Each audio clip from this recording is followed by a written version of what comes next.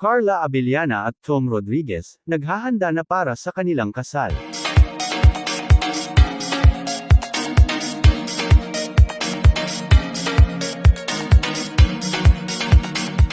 Masayang ibinahagi nina Carla Abellana at Tom Rodriguez na sila'y abala na ngayon sa paghahanda para sa kanilang kasal. Matapos ang muling pagbabalikan, nagpasya silang ituloy ang naudlot na plano.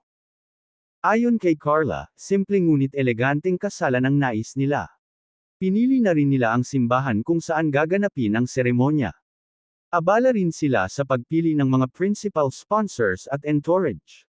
Nakipagpulong na rin sila sa kanilang wedding coordinator para sa mga detalye. Ibinahagi ni Tom na gusto nilang maging espesyal ang araw ngunit mas importante sa kanila ang pagiging magkasama. Masaya rin ang kanilang pamilya at kaibigan sa balitang ito. Maraming netizens ang nagpaabot ng pagbati sa kanilang desisyon. Inaasahang magaganap ang kasal sa susunod na taon.